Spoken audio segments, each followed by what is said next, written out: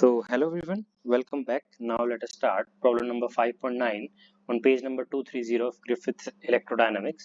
He's saying we need to calculate magnetic field at point P for which each steady current configuration is shown below. So we need to calculate first of all for this. So as you can say that it is a one of the quadrant for the circle. All right, for this circle it is for figure A. So for a circle we know that the magnetic field is mu naught by 2r for a whole circle, for a loop, or you can say that. So for a quadrant it would be mu naught I upon 8r simply. But here we can see that we have a quadrant like this. Sorry, like this. All right, and it is given as we have a current flowing I from here, going here and here, then coming from here. This distance is A and this total is B. So we'll calculate for B first. All right. So mu naught I upon 8r, and for B the direction of magnetic field will be place the your fingers, right hand fingers. I cannot show you here, but if I can, you can just I'm explaining to you. You can just place your fingers in the direction of current that are going downward to the fourth quadrant. You can see na these directions. These are going towards the fourth quadrant. So you place your finger like this and curl them. How the your thumb points, where does your thumb points inside the page, na, inside your screen or inside your notebook. It means magnetic field is inside the page, inside. And now coming towards B. Oh, so towards A, mu naught, this is B, sorry, this is not R, this is B. Mu naught I upon 8a. And now place your fingers in the direction, sorry, place your finger in the direction of this. It means second quadrant, na? So if you place your fingers like this and then curl them, your thumb will point in the upward direction, outward. So it means magnetic field is equal and opposite. So B is equal to mu naught I. If we suppose magnetic field at A is greater or B is greater, we can say that 8 1 by A minus 1 by B, or minus 1 anything.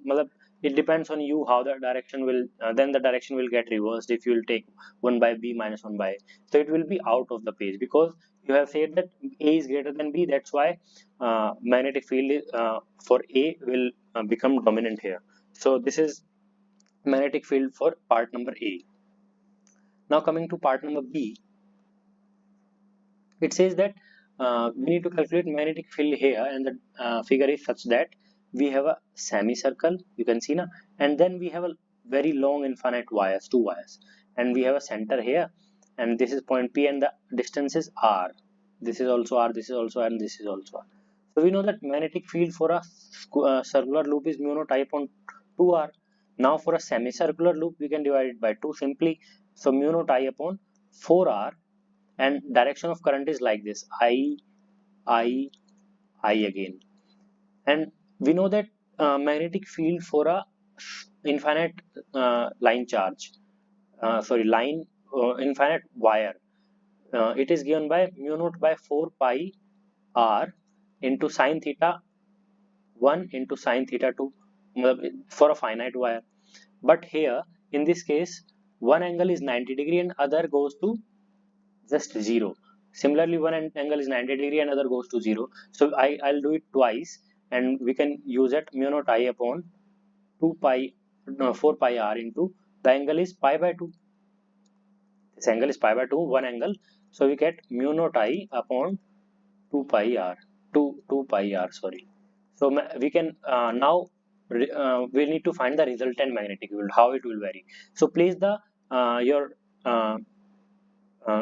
thumb in the direction of current and see how the magnetic field goes. The magnetic field here will point downward, here also downward, here also downward. So we need to add all the three magnetic field. So these are the combination of two wires, and this is for the semicircle.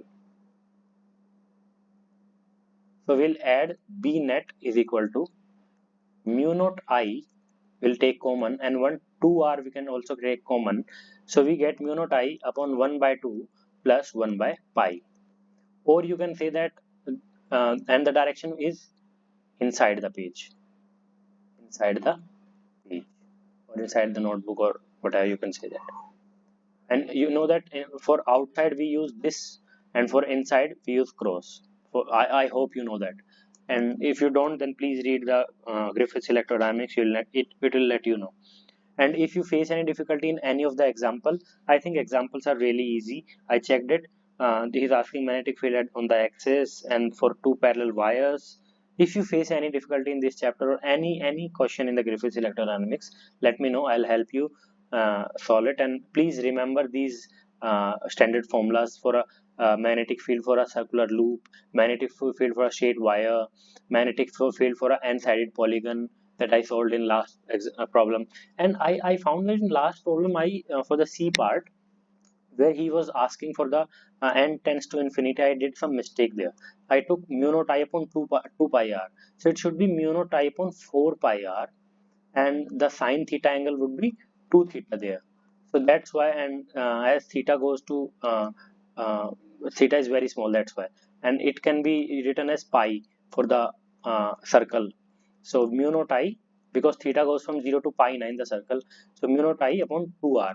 So there it how it comes, because I think I did some mistake. Wrote 2r here, and that makes things hodgepodge. So please correct there. So it is mu naught I upon 4 pi r here, and that's why taking 2 pi, theta is 2 pi. We got, because we get sine n pi na, pi by n na, and that becomes again then we reduced it to pi by n, and when n becomes infinity it becomes really small and we get only pi here. That's why pi came here, and because of 2 sine thetas we get 2 here. So that was a little mistake for that 4 thing here. I wrote 2 there. That's why this is the please correct that. Really apology from my side.